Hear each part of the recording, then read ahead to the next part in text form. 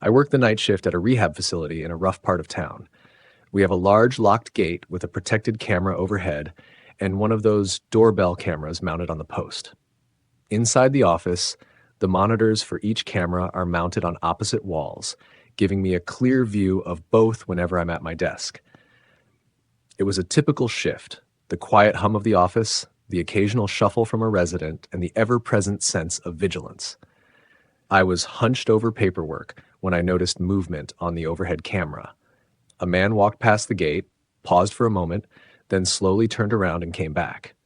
He stopped directly in front of the gate and looked up at the camera. It wasn't unusual for folks to linger around the facility. We're in a neighborhood where people often wander, lost in their own world or looking for trouble. But something about this guy was different.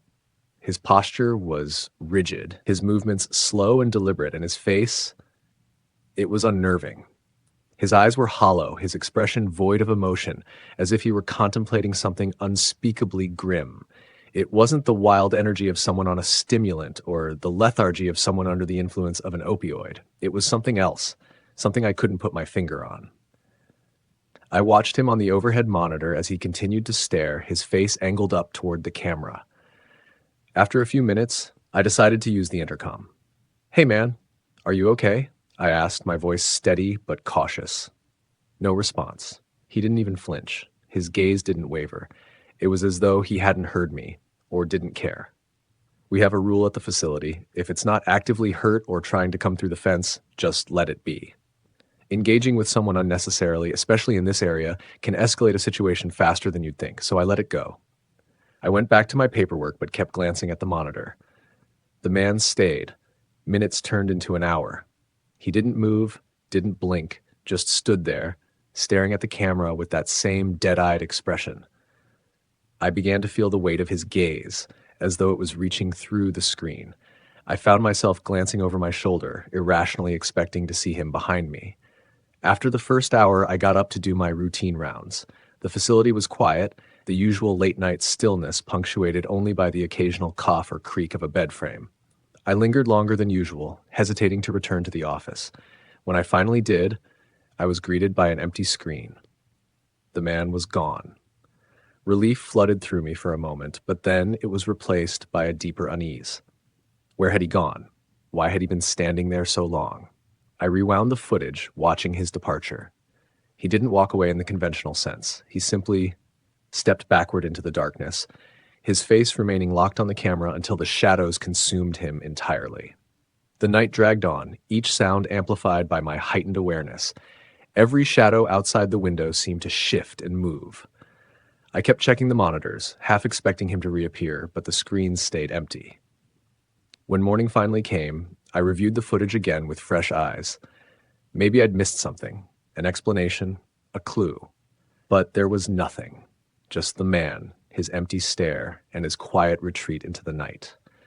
The incident has stayed with me. In a job like mine, you learn to deal with all kinds of people and situations, but this was different. It wasn't just unsettling. It felt wrong, like I'd caught a glimpse of something I wasn't meant to see. And now, every time I look at the monitors, I half expect to see him again, staring, waiting, watching. I used to work nights at Home Depot, and for the most part, the job was pretty uneventful: stocking shelves, cleaning up, and organizing the bays.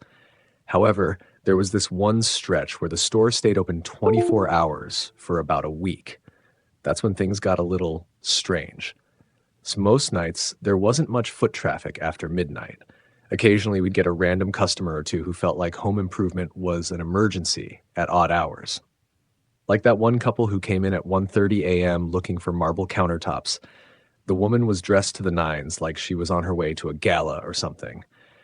Or the young lady who strolled in just after midnight, decked out in jorts and a full karate gi, looking for a specific kind of toilet paper roll holder. And, I mean specific. She knew the exact model she wanted, down to the SKU. But none of that prepared me for what happened in the insulation aisle. It was around 3 a.m., and I was working with another guy on the night crew. We were restocking insulation and tidying up the bays. You know, the usual grunt work, lifting the big rolls of R30, stacking them neatly and making sure the aisle didn't look like a disaster zone. A bunch of the big rolls had toppled over in one of the bays, so I crouched down to start picking them up and sorting through the mess. That's when it happened. As I reached for one of the rolls, a hand shot out from the pile and grabbed my arm. I'll be honest, I'm not ashamed to admit that I screamed. Like full-on horror movie protagonist screamed. My coworker jumped back so fast he knocked over a display of duct tape. I must have yelled loud enough to wake the dead, because even my boss, who was halfway across the store, came running over to see what the hell was going on. When I finally managed to yank my arm free, I saw him, a man, buried in the insulation, his hand still outstretched like something from a zombie flick. It turns out that sometime earlier, before the night crew had even clocked in, a homeless guy had wandered into the store and decided that the insulation bay would make a great nest. He must have been there for hours, completely passed out, buried under the rolls like a hibernating bear. And let me tell you, he was in bad shape. The smell alone told us he'd been drinking heavily, and judging by his slurred words and inability to stand up straight, he was far gone into whatever stupor he'd worked himself into. We tried talking to him, but he was too incoherent to respond. Eventually, we had to call the police to remove him. Even they had a hard time getting him out. He kept mumbling something about how warm the insulation was and how he wasn't hurting anyone. After they finally got him out, the whole situation left me rattled. I kept thinking, what if I hadn't noticed him? What if he'd stayed hidden until the store reopened? From then on, I was a little more cautious whenever I worked around the insulation bay. At least for the rest of the week, the store stayed open 24 hours. It's funny now, looking back, but at the time, that hand reaching out of the insulation was nightmare fuel. Home Depot might not be the first place you'd think of for bizarre late-night encounters, but trust me, working nights there can be a wild ride. I used to work at a small hotel, and my manager once shared a chilling story about her experiences working the night shift. She was always calm under pressure, but the way she told this story, you could tell it had deeply unsettled her. It started late one night, just past midnight. The front desk phone rang, which wasn't unusual. Guests sometimes needed assistance at odd hours. When she answered, a man was on the line. His voice was calm, polite even, as he explained that he was staying at the hotel with his 8-year-old daughter, who was a competitive dancer. He said he needed some advice on what she should wear for an upcoming recital. At first, my manager thought nothing of it. She gave him some generic suggestions, maybe something comfortable, breathable, and appropriate for her performance. But then his tone shifted, becoming unsettlingly casual yet suggestive. "What about fishnet leggings?" he asked. "Do you think those are too sexy?" Alarm bells immediately went off in her mind, but she tried to keep her composure. She hoped it was some kind of misunderstanding. But the man didn't stop there. He started talking in graphic detail about how his daughter had been trying to seduce him, describing how much he enjoyed watching her dance in her cute outfits. By this point, my manager was horrified, but she didn't want to hang up. She needed to figure out who this man was and where he was calling from. While keeping him on the line, she started frantically searching the hotel's computer system to see if she could match his voice to a guest's name or room number. The man claimed to be calling from a specific room, but when she pulled up the records, that room was empty. No one had checked in there for days. She felt a cold wave of dread wash over her. Who was this man, and where was he calling from? Before she could press him further or call the police, he abruptly hung up. For weeks, the incident haunted her. She couldn't shake the man's voice or the horrific things he'd said. She reviewed the night's security footage, but there were no signs of anyone suspicious in the lobby or near the supposed empty room. It was as if the call had come from nowhere. A couple of months later, just as she was starting to move past the incident, the phone rang again. It was around 11 p.m., and when she picked up, a chillingly familiar voice greeted her. "Hi," the man said, sounding just as polite as before. "I was wondering if you could help me pick out an outfit for my daughter's next dance recital." Her blood ran cold, but this time she was ready. She responded calmly, "Let me guess, you want to know if she should wear fishnet leggings?" There was a pause on the other end of the line. Then, without another word, the man hung up. That was the last time she heard from him, but the memory of those calls lingered. To this day, she wonders who he was, where he had been calling from, and most disturbingly, what his true intentions were.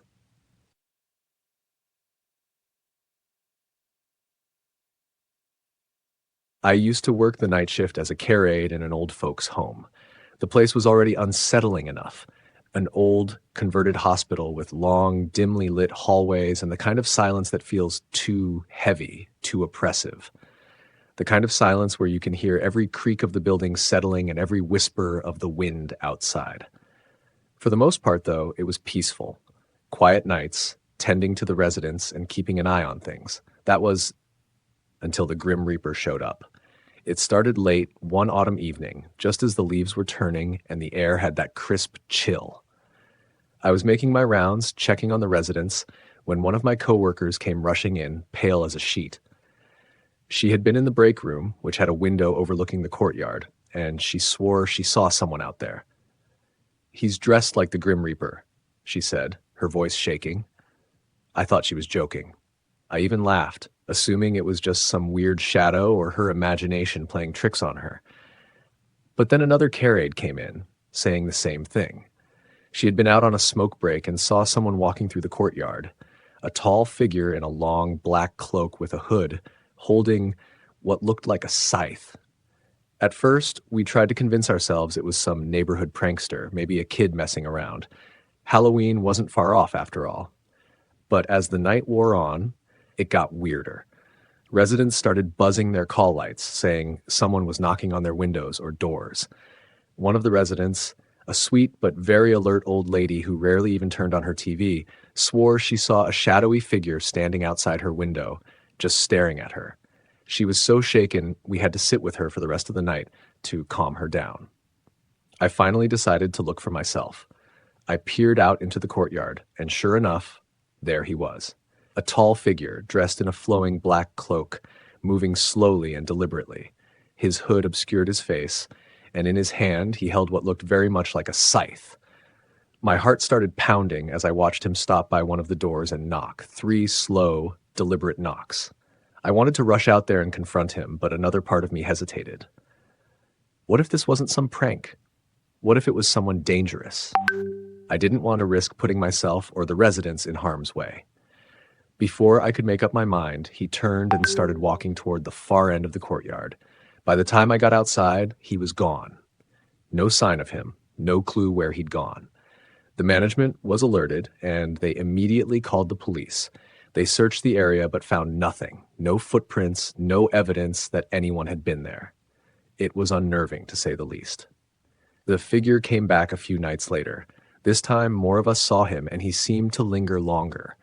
Once again, the police were called, but by the time they arrived, he was gone. This became a pattern. He would show up late at night, knock on doors or windows, and disappear before anyone could catch him. The residents were terrified, and honestly, so were we. The tension in the home was palpable, and even the most skeptical among us were on edge. After about a week of this, the facility finally hired a security guard. The first few nights with the guard on duty were quiet, and we started to hope it was over. But then, on the 4th night, the Grim Reaper came back. The guard chased him across the courtyard, but just like before, he vanished into the darkness. After that, he stopped coming. Whether it was because of the guard's presence or something else, we'll never know. But the whole ordeal left its mark on all of us. Even long after it was over, I couldn't walk through the courtyard at night without feeling a chill down my spine, half expecting to see that cloaked figure in the shadows. To this day, I have no idea who it was or what they wanted. Maybe it really was just some asshole pulling a sick prank, or maybe it was something else entirely. Either way, it's a story I'll never forget, and a reason I don't miss working night shifts. Many years ago, I worked as the overnight operator at a small regional radio station in the middle of nowhere, Australia. The station was isolated, perched in a tin shed smack in the middle of a paddock, surrounded by miles of nothing but farmland and wildlife. It was the kind of job where you had to make your own company, so I brought my dog along for those long, quiet nights. The job was straightforward: keep the overnight playlist running, set up for the morning programs, do manual checks for the next day's broadcasts, and jump on air if anything went haywire. Most nights it was just me, the hum of old 50s and 60s tracks, my crossword puzzles, and the occasional curious sound from the paddock outside. That night started out no different. I'd kicked off my shoes, settled into my chair, and was halfway through a particularly tricky crossword when it happened. The roo shooters came through. For those unfamiliar, roo shooters are folks licensed to cull kangaroos, usually for population control or commercial harvesting. Their presence wasn't unusual out there, but they rarely came so close to the station. This time, they must have spooked the kangaroos in the paddock. I was focused on the crossword when a thunderous crash shattered the quiet. I jumped up, heart pounding, just in time to see the outline of a massive kangaroo, easily 6 feet tall, smashing through the office window. The world exploded into chaos. Glass rained down, the kangaroo thudded onto the floor, and there was blood everywhere, on the glass, the desks, the floor. My dog, loyal and protective but not the brightest, immediately sprang into action, barking like mad and charging at the roo. The kangaroo, understandably freaked out, started bounding around the office in a blind panic. Desks overturned, equipment crashed to the floor, and papers flew everywhere. It was complete carnage. In my half-asleep, barefoot state, I did the only thing I could think of. I chased my dog. My dog chased the kangaroo. And the kangaroo, well, the poor thing just wanted to get out of that tin shed. I managed to run to the studio bay doors and fling them open, yelling for my dog to back off. The kangaroo, now more frantic than ever, finally found the opening and bolted outside, my dog still on its heels. As I stood there, panting and watching them disappear into the paddock, I realized how eerily quiet it was again. Then it hit me. The kangaroo probably ran straight into the path of the roo shooters. I walked back into the office, surveying the aftermath. Glass crunched under my feet, and blood smeared the walls and desks. Equipment was knocked over, wires tangled, and papers were soaking in puddles of blood and glass. It was a scene straight out of a horror movie. And then I remembered. I had to call my boss. I dialed his number, dreading the conversation. He picked up groggily, and I launched into an explanation that felt utterly absurd as I said it out loud. A kangaroo broke into the station, through the window. My dog chased it out. The office is a mess, blood everywhere. I think the roo shooters got it. There was a long silence on the other end of the line before he finally said, "You're cleaning this up before the morning shift, right?" That night, I cleaned up as best I could. By the time the morning crew arrived, there were still shards of glass I'd missed and a faint trace of chaos in the air, but at least the station was running. To this day, it remains one of the most surreal nights of my life. Who knew a quiet shift in the middle of nowhere could turn into such madness? All I wanted was to finish my crossword puzzle. Many years ago, I had a short-lived job that required me to clock in at the ungodly hour of 3:30 a.m. The work itself was mind-numbingly boring, but the commute was an adventure all on its own. The world feels completely different in those early hours. Eerily quiet, almost dreamlike, with a strange undercurrent of unpredictability. It was as though the regular rules of reality hadn't quite woken up yet. One morning, I experienced this peculiarity firsthand. I was exiting the freeway, minding my own business, when I noticed the off-ramp ahead looked shiny under the streetlights, almost like a mirror. I slowed down, confused, and then realized it was completely submerged. Water stretched across the entire ramp, reflecting the dim glow of the lights like a glassy pond. I didn't have time to stop, so I held my breath and drove through. Somehow, my little car didn't stall, even though the water was disturbingly high. When I made it to the other side, my heart was pounding.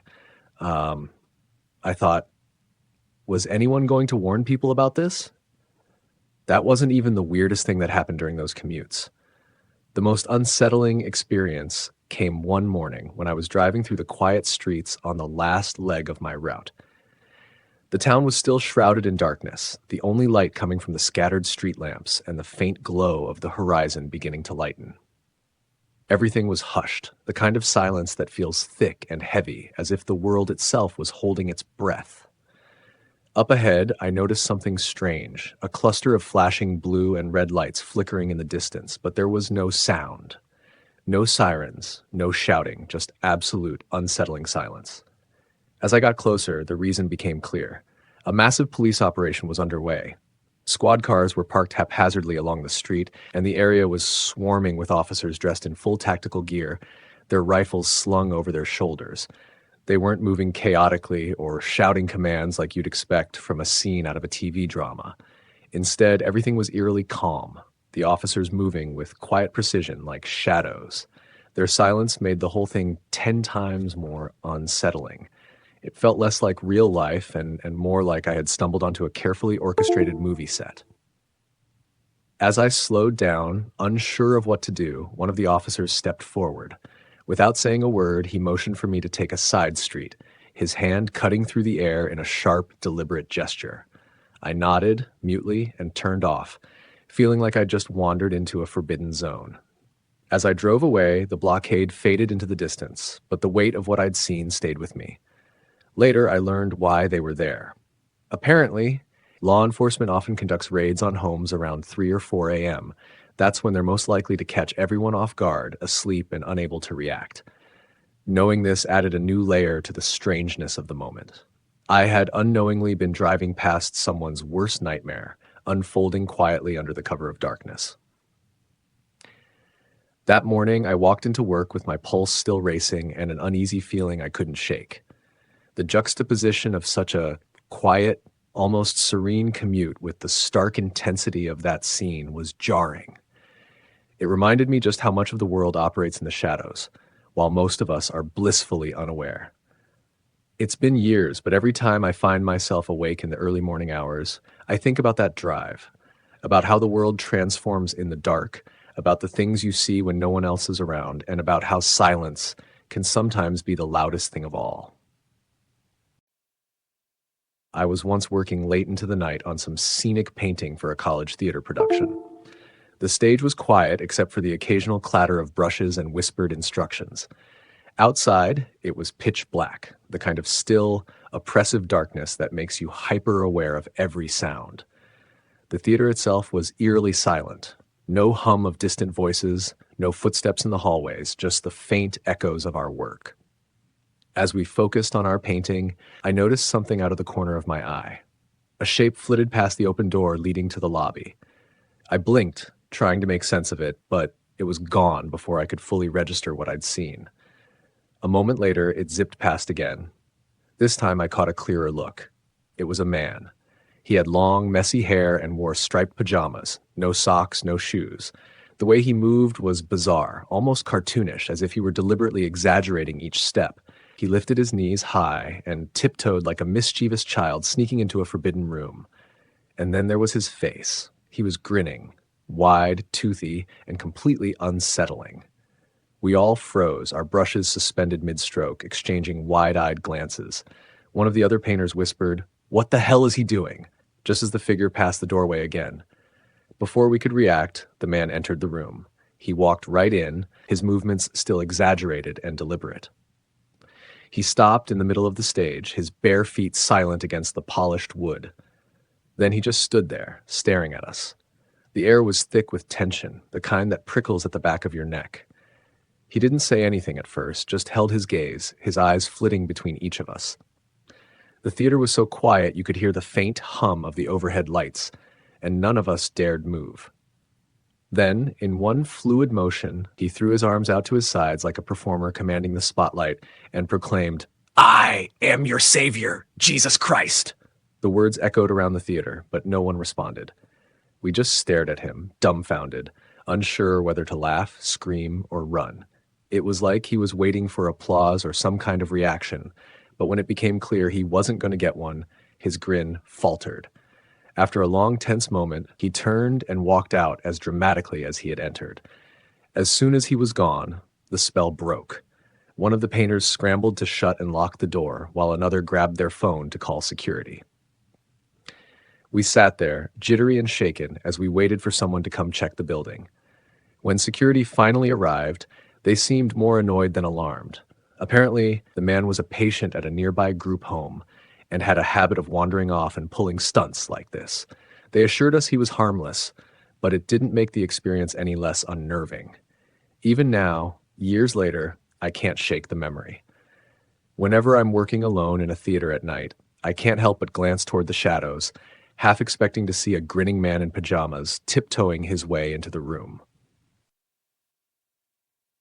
It was a dark and stormy night. The wind howled through the trees, the thunder rumbled in the distance, and the rain fell in sheets. Despite the weather, a group of friends decided to go camping in the woods near an old abandoned house. They arrived at the campsite late in the evening, set up their tents, and gathered around the campfire. As they sat around the campfire, swapping stories and roasting marshmallows, they couldn't shake the feeling that something was watching them from the shadows. The wind seemed to whisper strange, unintelligible words, and the rain seemed to take on a life of its own, forming eerie shapes in the darkness. After a while, one of the friends, Jim, suggested they explore the old house. Despite protests from the others, he insisted it would be fun and not at all dangerous. Reluctantly, the others agreed to go along with him. As they approached the house, they noticed that the windows were boarded up and the door was hanging off its hinges. They entered the house cautiously, their flashlights casting eerie shadows on the walls. As they explored the dilapidated rooms, they heard strange noises coming from the basement. Jim, ever the adventurer, suggested they go down and investigate. The others reluctantly agreed, and they descended the stairs into the darkness. As they reached the bottom of the stairs, the group found themselves in a large, open room filled with old furniture and cobwebs. They began to explore the room, but soon noticed that something was amiss. The air was chilly and the walls were damp, as if the room had been sealed off for years. Suddenly, they heard a noise behind them. They turned around to see a tall, shadowy figure standing in the doorway. It was wearing a tattered cloak, and its face was hidden in the shadows. The group stood there, frozen in fear, as the figure moved closer. It spoke in a voice that seemed to come from the very depths of the earth. "Welcome to my home. You will not be leaving." With that, it lunged at them, and the friends screamed as they tried to escape. The group managed to evade the creature and flee back up the stairs. But when they reached the top, they found that the door to the outside world was gone. They were trapped in the house with no way out. As the night wore on, the friends huddled together in a corner of the house, trying to come up with a plan. They heard strange noises coming from the basement and knew that the creature was still down there, waiting for them. They also noticed that the house seemed to be getting colder and darker by the minute. Their flashlights flickered and died one by one, plunging them into complete darkness. The oppressive silence was broken only by the faint creak of floorboards and the distant echo of what sounded like whispers. "Maybe it's just the wind," Lisa said, her voice trembling. "It's not the wind," Mark whispered back. His eyes darted around the room, his hands gripping a broken piece of wood he had picked up from the floor. "We need to find a way out now." Jim, still trying to keep his bravado intact, said, "We just have to figure out what this thing wants. Maybe it won't hurt us if we..." Before he could finish, the shadowy figure appeared again, this time at the top of the stairs. Its hollow eyes glowed faintly in the darkness, and its voice boomed, "You dare to intrude on my domain? The price for your trespass is your very souls." The group panicked, scattering into different directions. Jim and Lisa darted into what appeared to be an old dining room, while Mark and Sarah ran down a narrow hallway lined with decrepit portraits. Each pair desperately searched for any clue or passage that might lead them out. In the dining room, Jim noticed a strange glowing symbol etched into the table. "Lisa, look! Maybe this is some sort of clue," he exclaimed. But as he touched the symbol, the room began to shift and twist, the walls morphing into grotesque faces that stared and grinned at them. Meanwhile, Mark and Sarah stumbled upon a dusty study filled with ancient books. Sarah frantically flipped through the pages of one, her fingers trembling as she read aloud. "The spirit bound to this house can only be appeased by what was taken from it, life itself." "What does that even mean?" Mark yelled. "It means we're screwed unless we figure this out." Sarah shouted back, her voice cracking with fear. The house began to groan, its walls shuddering as if alive. The shadowy figure appeared again, this time between the two groups, blocking their paths. "You cannot escape. Your lives are now mine to command." Desperate, Jim shouted, "Wait, what if we offer you something else? Something you want more than us?" The figure paused, tilting its head as if considering his words. Its voice was colder this time. "What could you possibly offer me, foolish mortals?" Jim glanced at the others, panic etched on his face. "What about the house? We'll make it known, restore it, bring others here. Surely that's worth more than just us." The figure laughed, a deep, guttural sound that sent chills down their spines. "A clever proposition, but it is not enough. One must stay. The others may leave." The friends looked at each other, horror dawning in their eyes. The room fell silent as the weight of the decision pressed upon them. Finally, Jim stepped forward, his face pale but resolute. "I'll stay," he said. "Let them go." The figure's glowing eyes fixed on Jim. So be it. With a wave of its hand, a blinding light filled the room. When it faded, Lisa, Mark, and Sarah found themselves outside the house, rain still pouring, but the air strangely calm. They turned to look back, but the house was gone, vanished as if it had never been there. Jim was gone too. The remaining friends stood there, drenched and shaken, realizing that their lives would never be the same. Though they had escaped, they couldn't shake the feeling that the house, or whatever force inhabited it, was still watching, waiting for its next visitors.